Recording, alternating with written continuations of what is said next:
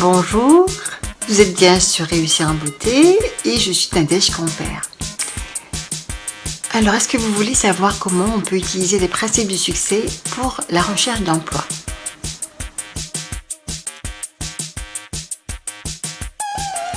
Tout à fait. C'est un sujet vraiment intéressant parce que la recherche d'emploi, je sais que déjà, il y a un mot qui est un peu spécial dans le mot recherche d'emploi, c'est le mot recherche. Et moi, j'ai envie de dire que ce serait mieux de dire trouver un emploi. Comment trouver un emploi? Donc, comme je dis dans mon article récent, donc comment j'ai trouvé un emploi grâce au principe du succès. J'ai déjà expliqué dans cet article pas mal de choses. Si vous regardez en filigrane, il y a beaucoup de clés. Et je voulais juste raconter donc sur une vidéo quelque chose, que vous ayez quelque chose de plus concret, que vous puissiez regarder et écouter.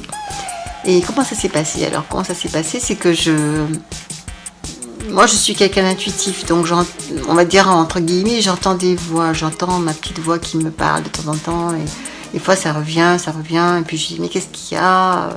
C'est comme quelqu'un qui vous parle, qui n'arrête pas de vous répéter la même chose, et puis au départ vous repoussez, et puis à la fin vous finissez par l'écouter. Donc c'est ce qui m'arrive. Je fais comme ça.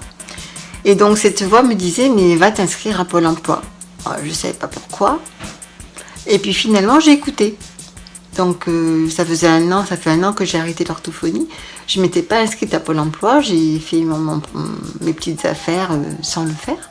Parce que j'ai l'habitude d'être indépendante et de ne pas être salariée. J'étais salariée une fois dans ma vie, mais c'était il y a très très longtemps, et j'avais décidé que ce n'était pas pour moi.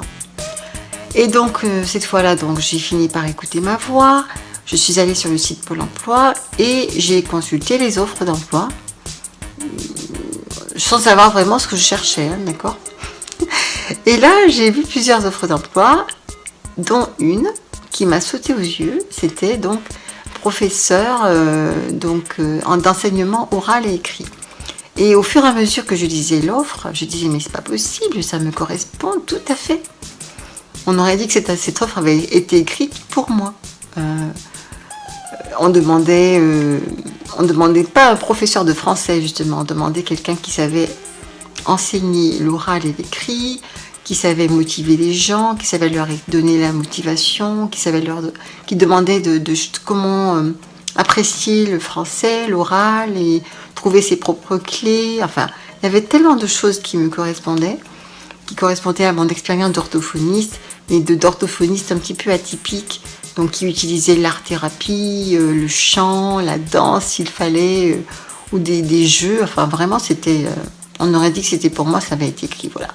Donc c'était tellement parlant, tellement évident que si vous voulez, l'intuition, ça va aussi par les sens. Donc je sentais dans mon corps, je sentais dans mon ventre, dans mon cœur, je sentais que ça pétillait, que c'était joyeux, que voilà.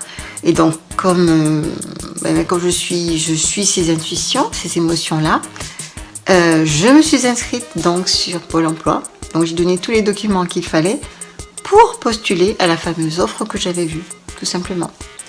Et qui avait été réactualisée la veille du jour où je suis allée à Pôle emploi, sur le site. Et c'était un vendredi, ça.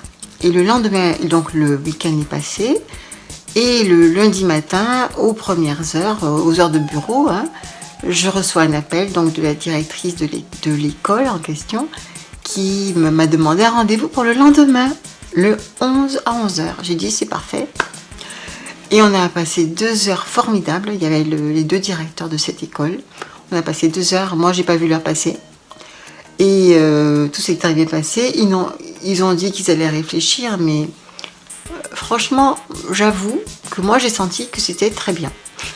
J'ai senti que c'était très bien, que ça se passait très bien.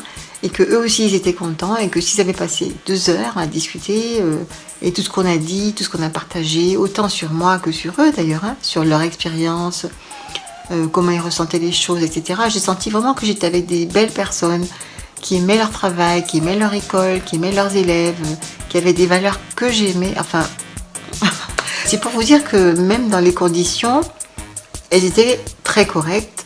pour le travail que j'allais faire et en plus pour l'émotion, pour la joie, pour l'adéquation, comme je l'ai dit, pour tout ce que ça va m'apporter en termes de relations, en termes de joie, tout simplement.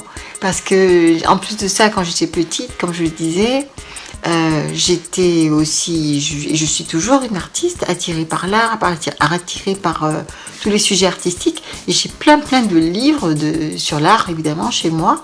Et cette école demande à tous les enseignants, donc anglais, français, comme les autres enseignants d'art plastique, etc., d'articuler leurs cours sur l'art. Donc, je ne sais pas comment vous dire. Moi, ça me paraît formidable. Et donc, je voulais vous expliquer. Donc, pourquoi je voulais vous dire ça? Oui, c'est ça. Parce que tout ça, ça tient au principe du succès. On ne cherche pas quelque chose en forçant les choses, mais on essaie déjà de tout travailler à l'intérieur de soi. Et c'est ce qu'on appelle adéquation ou alignement ou loi d'attraction. On dit aussi syntoniser. Parce qu'en fait, il y a une offre qui va s'adapter à une demande. Et quand vous avez l'offre et la demande qui s'articulent comme ça, eh bien, ça se fait. Et donc, les principes du succès, ce sont vraiment des principes très rigoureux qui commencent par la première loi ou premier principe qui dit qu'il faut prendre 100% de responsabilité pour tout ce qui nous arrive dans la vie.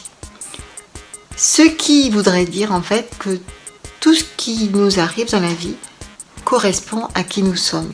Donc c'est vraiment quelque chose qu'il faut déjà peut-être expliquer quand on n'a pas bien compris. Moi au départ, il y a très longtemps, je n'aimais pas du tout qu'on me dise que j'étais responsable à 100%. Maintenant que j'ai compris, je comprends vraiment qu'on puisse ne pas comprendre. Mais c'est vrai, tout vient de nous.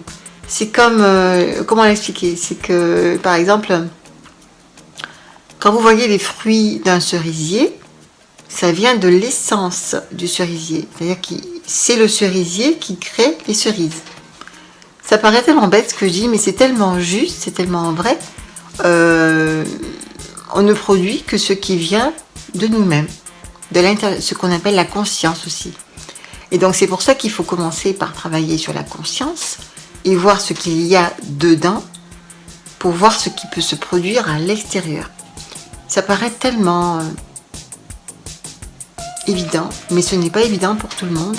Et si on regarde autour de nous, on a tendance plutôt à critiquer ce qui est à l'extérieur et à s'énerver, à se mettre en colère, à tout remettre en question de ce qui est à l'extérieur, au lieu de penser d'abord, mais qu'est-ce que moi je pourrais changer à l'intérieur de moi? Et c'est ça qui est une des premières clés hyper indispensables pour comprendre et pour commencer à maîtriser sa vie.